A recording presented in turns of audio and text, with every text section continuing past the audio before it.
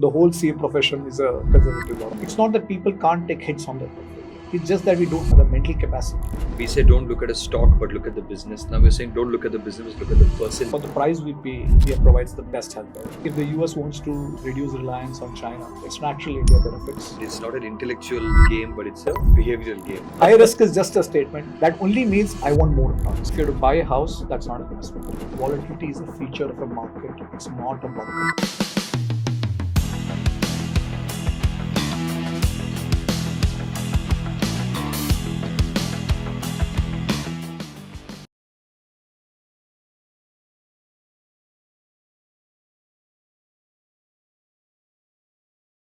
Hi, and welcome back to the Germinate Show.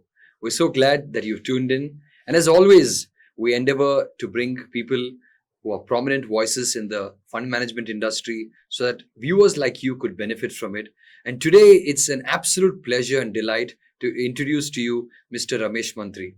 He's someone that I've known now for many years, and apart from all his credentials that he's got and the great job that he's doing as a portfolio manager, a great gentleman and a great human being.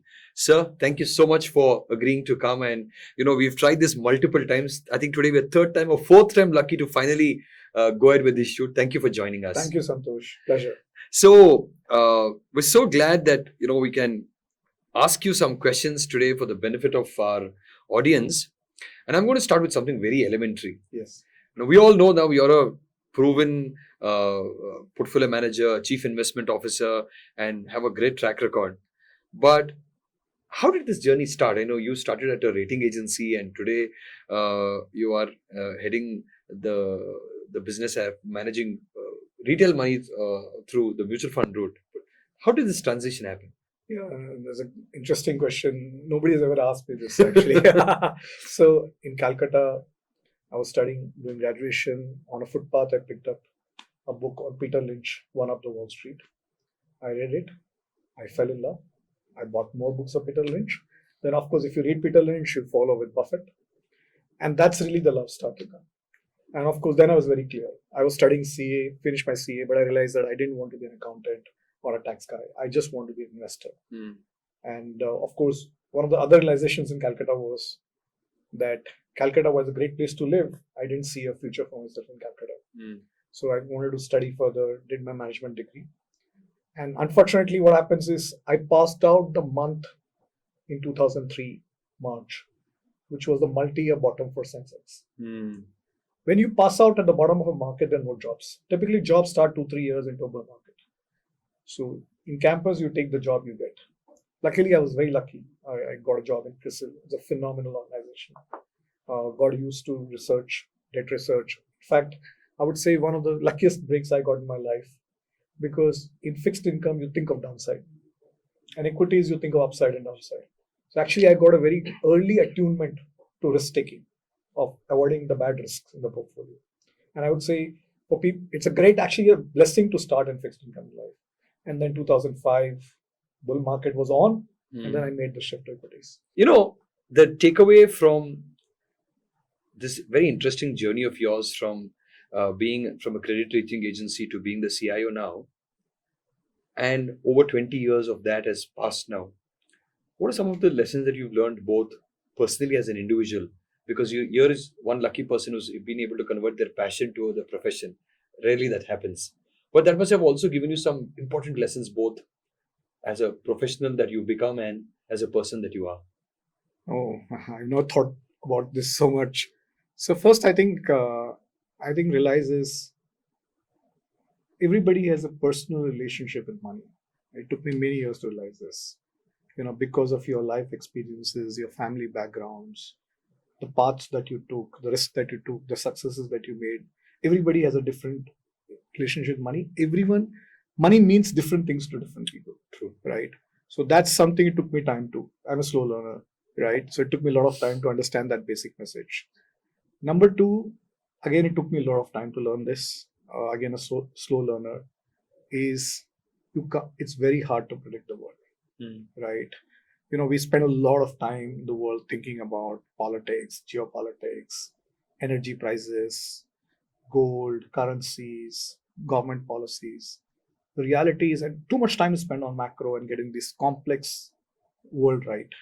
It's very hard to get it right. In fact, I think of this as a very large, complex equation with moving parts. It's very hard to get the result right. So the focus in life should be to focus on simple equations to solve. Focus on one small company, understand that industry, understand that entrepreneur, and try to get them right. Now, macro or those things, the big things, sometimes may be in your favor, may be against you, but there's no way to get that right. Number three is the quality of businesses matter. And I think the most important thing I care about is why does the customer is loyal to this product? Why does the customer buy this product or service? Ultimately, businesses which have loyal customers create value. So, and just to give an example, the industry which has the most loyal customers, they are called addicts, is cigarettes. That's, by the way, one of the most phenomenal businesses over a very long period. So you want to look for customer loyalty. And of course, competition matters, but customer loyalty is a sign of competition. That's something you want to focus on. And finally, even if it's a great business, if the corporate governance is not aligned, if you can't be a fair partner to that, if that owner management is not your fair partner, the business probably will create a lot of value, but you may not be an equal partner in that value creation. So those are the real lessons. You lead me right to my next question, which is corporate governance. Yes. Now, as a person and as the organization, you guys have laid a lot of emphasis on corporate governance. Yes. And in fact, in every presentation of yours, you talk about corporate governance. Now, for most of our viewers, all they want is which stock to buy, which fund to buy. This is somewhere hidden between the big headlines, the corporate governance. Is there a way you can kind of simplify this for just about anybody listening to us right now? That number one, what would you define corporate governance, and maybe one or two or three points that one could familiarize themselves with corporate governance? So corporate governance at the highest level is, we are all, when you're minority investors in companies, ultimately we are partners. So question is whether we are fair partners with the majority shareholder, or the majority shareholders find ways to screw us. Very simple, hit us hard. So it can be they're stealing money from the company through various ways, including related party transactions. They create a great business in the subsidiary, then they take a low stake at low price. Families, they pay themselves too much compensation. It could be that they don't have alignment with us. The company is run for the benefit of the family and not for the benefit of shareholders. So company is a family planning vehicle. The business indulges in unethical behavior. Often happens in sectors where there is government involvement, highly regulated industries. Real estate often is a problem sector. And finally, you want to show me the results of companies, right? As partner, how did we do the business?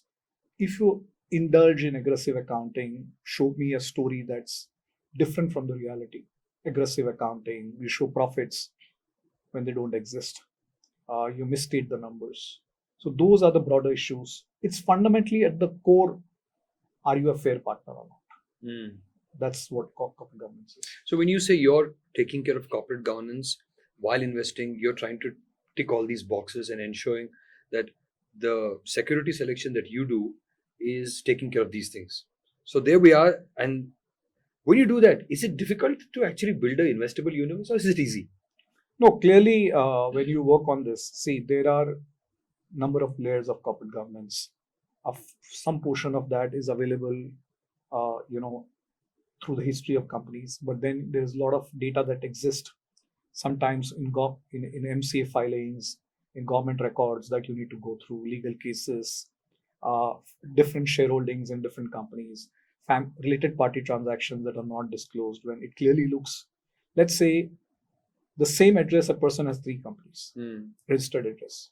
Whatever they say, they belong to the same person. If you have the same companies listed on your home address, they belong to you. You may have different shareholdings, different directors. So you have to go through those layers and layers of understanding. It requires hard work. It requires effort.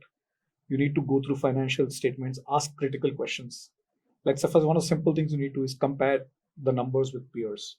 If someone is an outlier, ask why. Mm. There should be a very good logical explanation for that. If the logic doesn't add up, then there is a question mark. So it's a clearly a effort that goes into this, and it's not possible to be 100% right, because I said there are large number of layers. Ultimately, in many ways, you are judging human character directly or indirectly, and humans are complex, right? So you will still make mistakes, but the idea is to make a lot less mistakes than others. It's interesting you say that, because we say don't look at a stock but look at the business. Now we're saying don't look at the business, look at the person, because you're judging human character. Yeah. I mean, that's a new perspective to look at businesses today.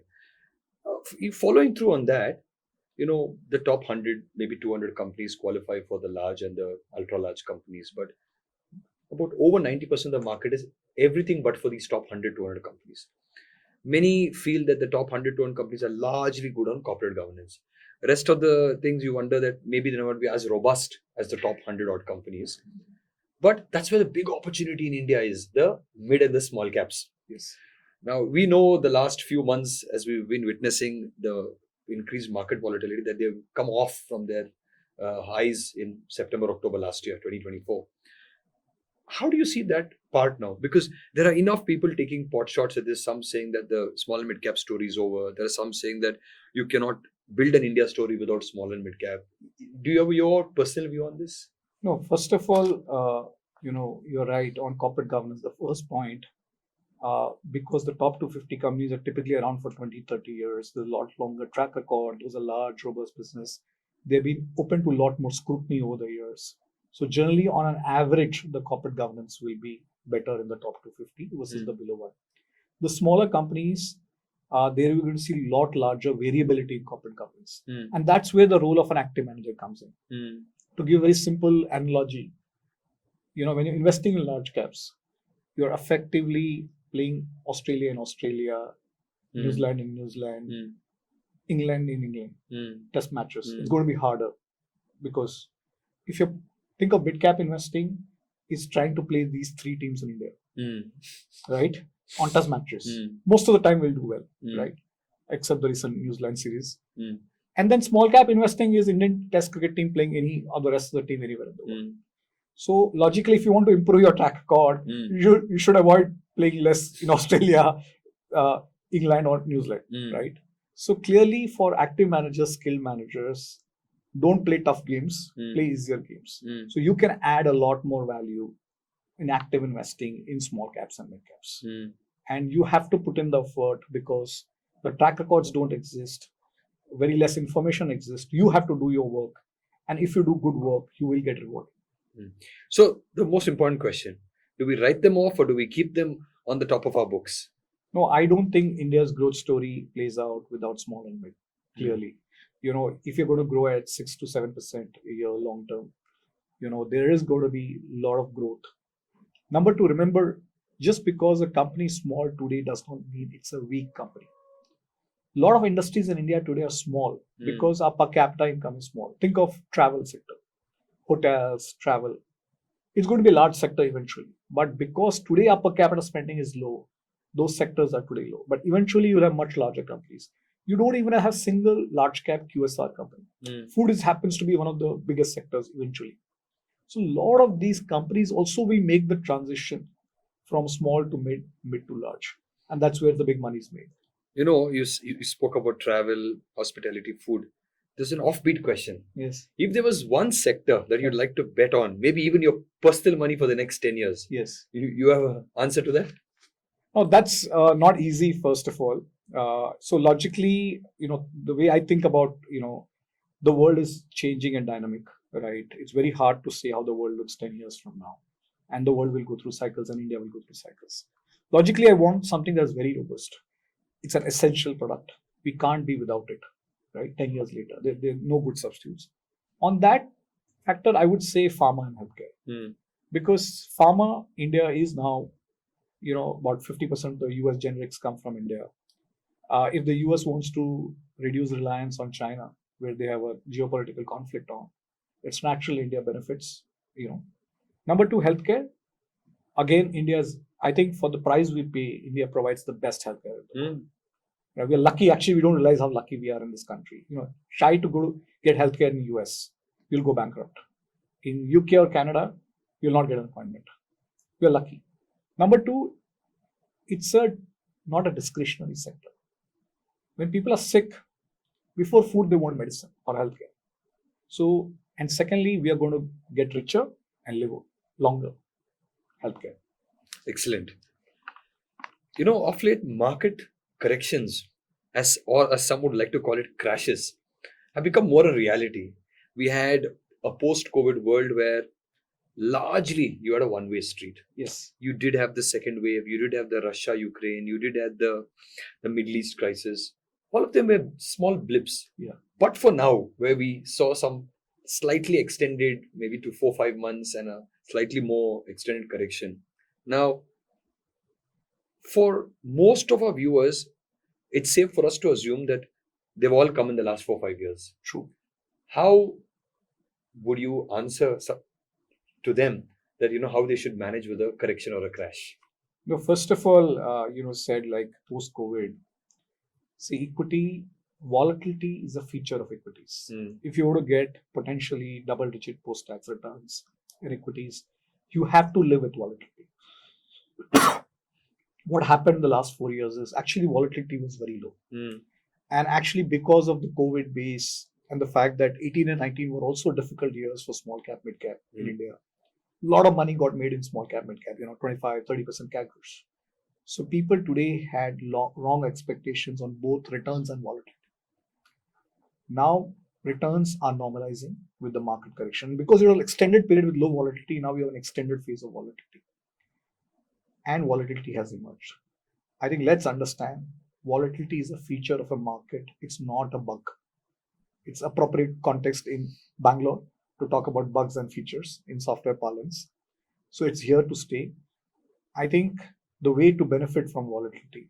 See, the thing is volatility is just not a mathematical impact on your portfolio. The bigger problem with volatility is it psychologically taxes you. It's not that people can't take hits on their portfolio. It's just that we don't have the mental capacity to take the drawdowns in our portfolio. So I would say the only way I can think of when you make volatility your friend, because SIP is the way that actually you tend to average down in a down market. So actually volatility is SIP is the only way to benefit from volatility in markets. Now that we've rightly put perspective that it's not a crash or a correction, but volatility, from our personal experience, how do you think investors should view this volatility angle? Every time, even though they know it's going to be volatile, but the reaction is different. Yes. Everybody wants to do either bottom hunting or exiting at the top. Yeah. And we know it seldom happens. True. But is there something else you'd like to add to this bit? Because people want to only buy at the bottom. See, the problem with investing is that when we save money and invest money, it's usually for our long-term goals, our kids' education, our retirement. It's a very serious endeavor. But people want to get excitement out of investing. If you want to get excitement out of it, pick up an adventure sport, right? Do something else in your life. Get excitement. Money should be boring. Investing should be boring. Number two, because investing is not fundamentally an intellect game. It's fundamentally a behavioral game at a very core. The reason why do people have trainers for the gym? Not because you need to know the exercise. In fact, there are a lot of YouTube videos to tell you what exercises to do. It's to make you sure that you do the exercise. It's a behavioral thing. So I think all of us need an advisor that we can trust, who can be our trainer when we don't feel like going to the gym that day. Someone tells us, let's do it for 10 minutes, 15 minutes, 20 minutes, 30 minutes. So I think everybody needs a great advisor who's aligned with them. That brings to a very, very important point that you just said, that it's not an intellectual game, but it's a behavioral game. I wish all of us understood the gravity of just what you said, that it's so much to do with the mental fortitude. I think it is Warren Buffett who said that you need to not have the mental capacity, but the gut capacity. He said, how many of you can, stomach the volatility? Yes. I think about this subject, I want to ask you maybe one last question about this. Yes. Is that what should the investors avoid, or maybe you would have noticed repeated pattern of mistakes that investors are doing in these patches of volatility? What is it? First of all, two things. First of all, the biggest failure of all investors typically is the FOMO, fear of missing out. So you are doing what has worked in the past. So because 3-4 years small caps did well, you want to put money in small caps. You want to put in sectors which have done well. It was PSUs, real estate, capital goods, which have done well for 3-4 years. It's like saying I want to drive a car by looking at the rearview mirror, right? Rearview mirror is just to be awareness. It's not how you drive a car. The problem is investing does not work that way. So FOMO is the biggest problem of all investors. Number two, I think people in phases of volatility forget why are they investing in saving money. Because you just become too much aware of today. And the problem I would say is just too much easier access to data and information, which also creates a lot of pressure because today you have just every second awareness of how your portfolio is doing. Nobody thinks of the portfolio value of a real estate house, the property they own, how much gold they own. Nobody looks at whether gold is up or down, what happened to your property. But because this information is very easy and ubiquitous, we're so much focused on volatility here. So I think the thing I would say is don't focus on near-term things. That's how it is. You spoke about the need for people to have a trusted advisor or maybe even a mutual fund distributor. We at Germinate, we coined this term called the HTI, the high trustworthy individuals, like how we call investors the HNIs. We believe that everybody, whether it's me or somebody else or some other team that you're working with, there is a group of people that you can trust that can take you through the journey. Yes. Now, here again, when you trust them, it's not that they're going to give you superior returns. Yes. It's just that they handhold you through the journey of volatility. True. And we believe, and one of the reasons we are talking with you is we believe that you're that high trust worth individual as far as money management is concerned. We are that high trust worth individual that can help you navigate through these uncertain times. As a high trust worth individual, the greatest legacy that we can help a client with is navigate the volatile times. True. Right? Because everybody seems to lose their cool when the markets are volatile. All that they need is sit back, relax, don't worry, this too shall pass. Yes. In such a role that we play, how do you see the mutual fund distributor landscape? Because there's a lot of expectation. If I go to a mutual fund distributor, he'll give me better returns, or maybe faster returns, or maybe the star funds. Yes. Whereas we are trying to tell you, you just have to ride through the waves and you will anyway make money. What is your take on that? See, first of all, in a bull market, nobody needs a fund manager or a trusted advisor because you're buying stocks and you're making a lot more money. You think you don't need professional advice. It's like saying, when I'm healthy, I don't need a doctor. Right? I think the volatility is where our value comes up. So the irony is, you only need nobody remembers a doctor when they're feeling good. Yeah. I don't think you ever gave a call to a doctor and said, "Doctor, I'm remembering you because I'm healthy." No, you only remember the doctor when you're not keeping well. If you ever call a doctor, the doctor knows you have a problem, right? So first of all, our role of a professional only comes when through these patches of volatility. So this is given. So this is our core role. I think the advice on the intellect part, the idea is not to make stupid mistakes. The advice we need to give. What is stupid mistakes? Stupid mistakes are, first of all, trying to buy something that's extraordinarily hot today by looking at the rearview mirror. I think help to manage the impulses of the client. So that is actually our role. You don't need to make very smart decisions. You just make sure don't make stupid mistakes. That is what I want.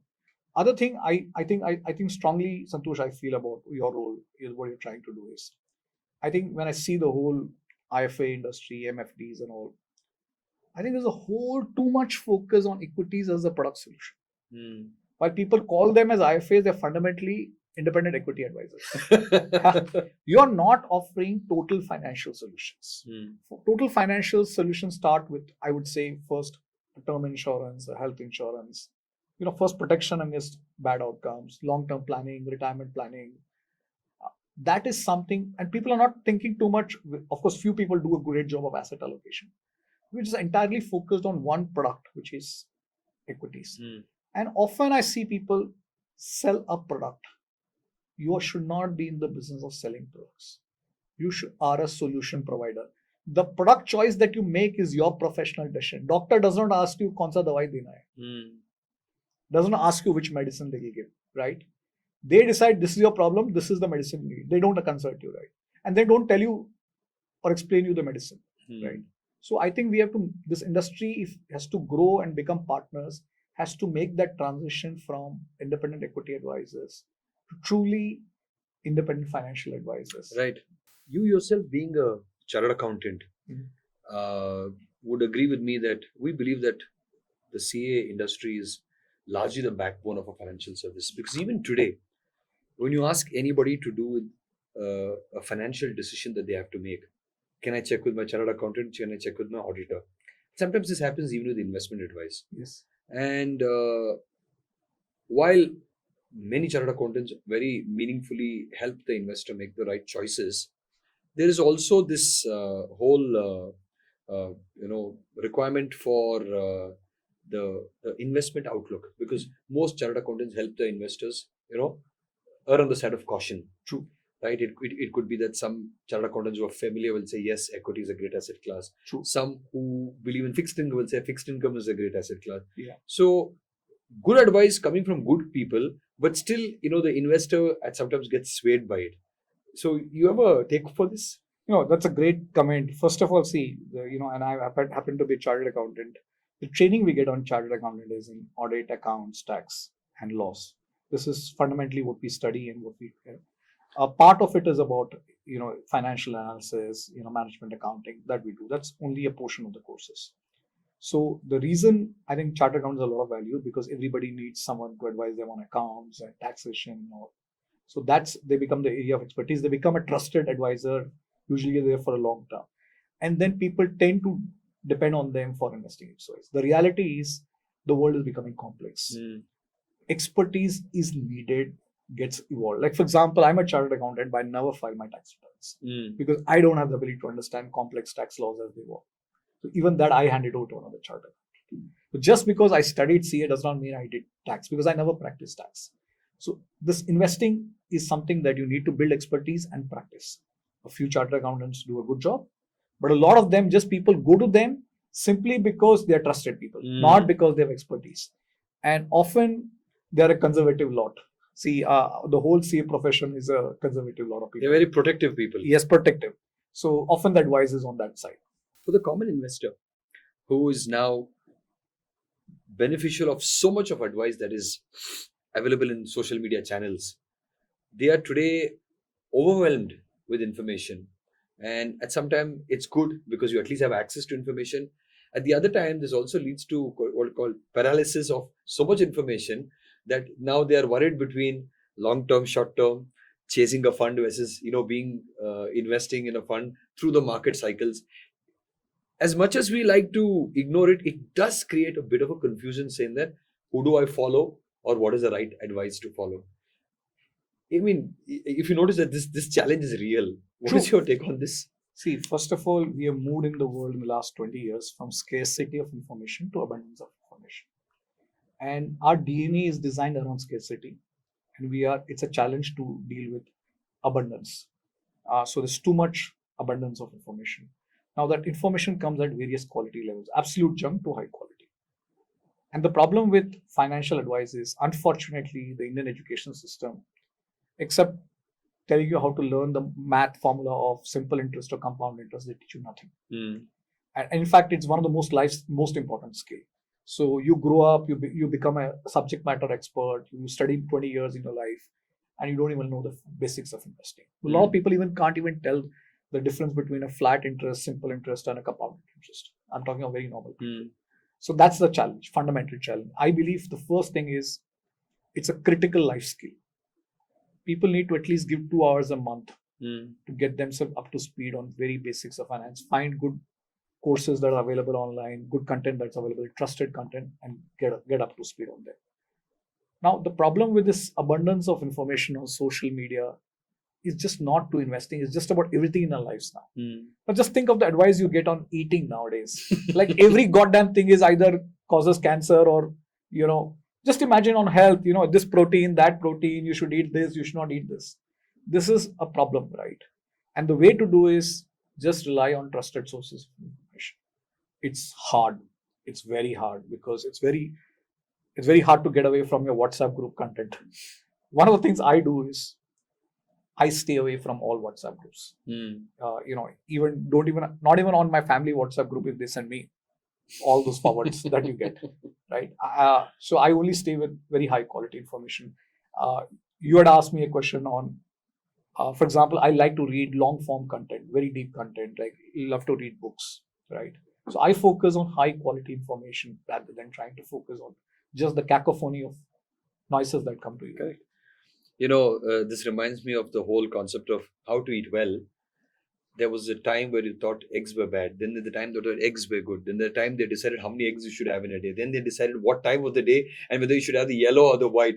So while everybody is trying to be, educative or helpful, you have to remember that there's so much of information overload. I hope people don't give up on eating eggs. They're wondering when it's good and when it's bad. True. So the idea of asking this question to someone like you is, at some point in time when the markets are doing well, we say equity is the answer. Yeah. When markets are not doing well, saying that asset allocation is the right answer. Yeah. And when things are little different, you're saying that you should know what is the right asset allocation. So these things are sometimes really confusing to the investor, provided they have an advisor or they have someone that is helping them fix it. That's where the role that who you follow and how someone is helping you becomes critical. Like for example, I just to put a different context on health. The most important thing for your health is find a great doctor and then rely on their advice. Trusted, who's aligned with you. That's what you should do for financial advisors. Spend a lot of time finding the right financial advisor, then stay with their advice. Great. We're going to try to put you on a spot actually. Sure. And let's see what we can get out of you. Yeah. There are some few questions I just quickly wrote down and I'm reading it. So it's premeditated. Let me see how we get a good answer for this. One book on investing that you feel that every investor should read. I think it's The Psychology of Money by Morgan Housel. Great. It's available in all languages. I love that book too. So you can pick out whichever language you love it. You can read that book in whichever language. Psychology of Money. Just make a note of that. Yeah. A mistake that you think every investor should at least make once. Try to predict the market and write it down. Write it down. Put a journal, not like memory, and you realize how. Put a journal for a few years. Try to predict the market and you realize how much humble pie you eat. Okay. Your favorite investing quote? Time is the friend of the great business, enemy of the mediocre. Okay. One company, I mean, if you can disclose the name, that Yes. you wish you could have invested earlier on or never exited. Yeah. So actually, in hindsight, it has been a stupid mistake. This was way back 15 years ago when Page Industries gave the IPO jockey. Okay. Your investment mantra in one line? It's buy quality businesses for the long term at attractive valuations. This is something I don't know whether you thought about. If you're not a fund manager or a CIO, what do you think you'll be doing today? I'd be a teacher. Oh, excellent. Okay. If you're a teacher, what would you be teaching? Oh, that's a great question. Of course, I was actually in my initial years, I absolutely love history.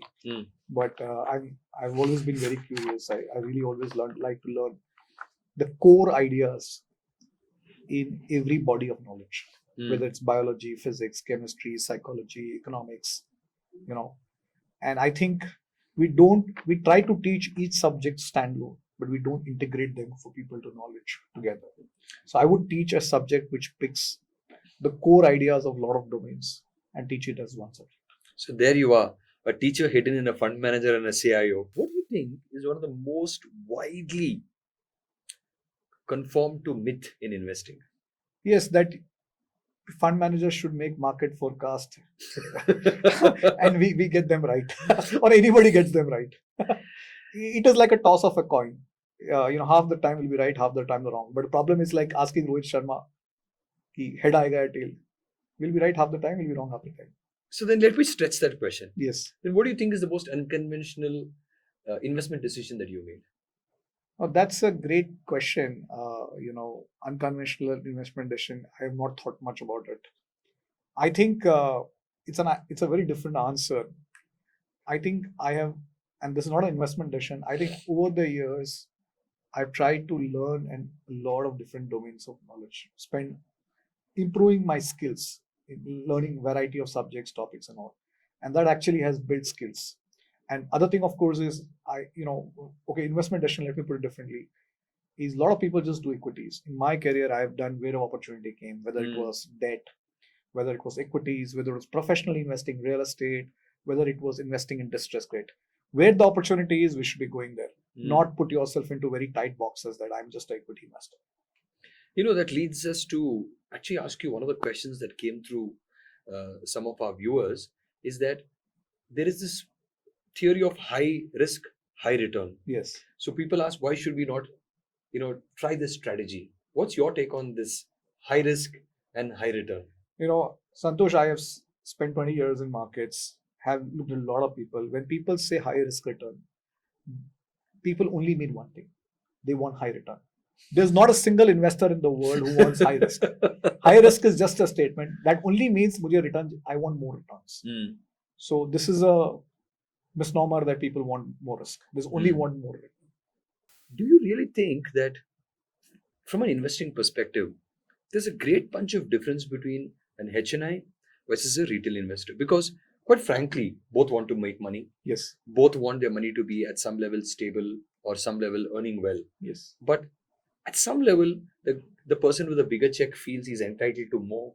The person with a smaller check feels that even if I get something, is okay.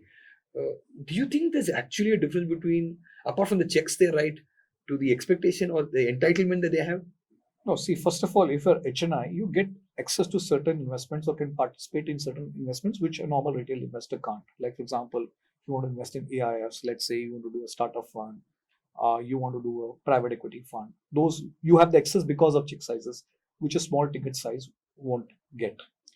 Beyond that, I think it's in finance we love to complex things. Make things very complex and convoluted. I think investing, sometimes very simple things work. Over a very long term, in a country like India, equities has worked out very well. It has given good long-term returns. It's liquid. It has the best taxation. So sometimes very simple. Investing is not one domain where complex wins over simple. Many times, a lot of times, actually, simple triumphs over complex. So is it fair to say that the HNIs have an advantage, but not necessarily the retail have a disadvantage? That's true. And over time, what's going to happen is, as through the mutual fund and the new products that are coming up, a lot of the product features that you are getting on the HNI platforms will be slowly available, made more accessible to the retail investors. Yeah. So I think if you're one of those retail investors watching, don't ever feel that you're at a disadvantage. And we have so much of product innovation to begin with.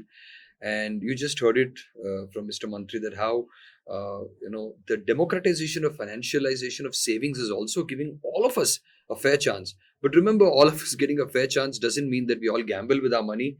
We be responsible and sensible investors. Moving on, so I have a last question. True. And this keeps coming up every cycle. Yes. The stock market versus the real estate debate. True. When the real estate cycle is doing well, you try to compare, saying that real estate never actually goes down and you always make money and you have a roof over your head or you have a tangible asset. And this gets further amplified when the market's correct. They're saying, see, my real estate never corrected. Yes. But every 3-4 years, there is a winner and a loser camp. True. What is your take on this? So first, when you think of real estate, if you have to buy a house, that's not an investment. Please buy a nice place for yourself. It's a place where you'll spend your whole life, your family will grow. So that the first house you buy is not an investment. And I don't believe in this idea of long-term renting. It's a cleverly marketed idea. A home is about community, about belongingness. So first, that's not it. Now coming to investment, as Santosh we talked about, fundamentally the problem is the psychological problem of volatility. Real estate gives you the advantage that you don't feel the volatility. So practically for a lot of people it works very well. Because the fact that they can't deal with the volatility. They can't sense it. They can't sense the volatility. But let's understand, and this is, real estate, while you can get in, often getting out is not easy. Liquidity part. It's a liquid asset. And often you should sell real estate when you can, not when you want to. Because the market is going to behave very differently when you want to. I would say real estate has some role in every portfolio because the fact that the volatility experience is low for a lot of people. So it makes a lot of sense for a lot of people from a behavioral perspective. Equities, of course, in India has done very well for long term. Those advantages are very clear. But I concede the point that because of the behavioral aspect, a portion of portfolio real estate is fine. This is a question quite specific to you, and I'm sure you must have got it quite often, which is your portfolios tend to have a long list of stocks. Yes. Now, there's some in your peer group. Now, we're not debating on performance, but we're talking about just a list of stocks. True. Right? Some people, argue with 20 to 30 stocks. Some people 50, but you seem to have a long list. Yes. Now, maybe help us understand why you are comfortable with the long list and how does it really make a difference, or what is the end result of that? So let me answer this first question at a philosophical level and then logical level. The first thing I said is the world is not predictable. That's a very fundamental idea that you can't predict the world. So people who say very high conviction on something, you're trying to have conviction on things that are beyond a point not predictable. So that's always a mistake, that you'll make mistakes there.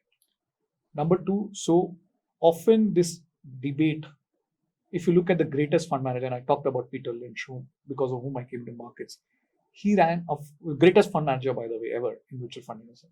His portfolio always had more than 200 stocks. And that's the greatest fund manager ever. If you look at the mutual fund industry, the diversified funds almost always outperform focused funds. So the data does not support the idea that concentrated funds, high conviction funds outperform a diversified fund. First point. Coming to our context, that's at a philosophical level, at a broader level. Coming to our level, I think one of the reasons why people can have longer portfolios is, have you invested enough in research? If you have a small team, you are going to cover a few number of stocks because it's a capacity problem in research. And then you only invest in small portion of that portfolio that you cover. If you have a very large team, you can cover a large part of the market, and a large number of opportunities become open up to you because your team can cover those stocks. The question I always face is, let's say if I find a small company, let's say 1,000 crore market cap company, I can only invest 25 bips in that portfolio because of the size of the company. The easiest thing for me to do is just put that money in a large cap and not do that. But if I believe that stock is a multi-bagger on a 5-10 year basis, it will deliver very high returns, I think it's still a great idea to put that 25 bips in that portfolio. Right? And that happens because we have done the work research. So this long tail is about creating more alpha, delivering more consistent alpha. The ability to go to the opportunities at the bottom. So there you are, folks, as you hear Mr. Ramesh Mantri break down this whole reason why he's got a long list of stocks against a very concentrated bunch of stocks. I think you put it really well, both from a philosophical as well as a fundamental aspect. And I hope it really makes a difference to you. You wonder why a long list of stocks makes sense in a portfolio. So thank you so much for joining us today.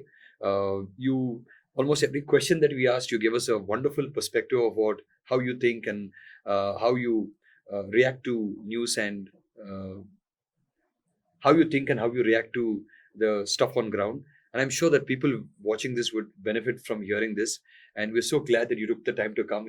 Like I said in the beginning, we tried this multiple times, and today seems to be the right time that we got you. Thank you so much for joining us. Thank you, Joshua. It was a pleasure. And of course, you put me on spot. Many times I had to think up answers. So we're so glad that you spoke candidly, and I hope that people benefit as much as I did. And I enjoyed thoroughly talking to you.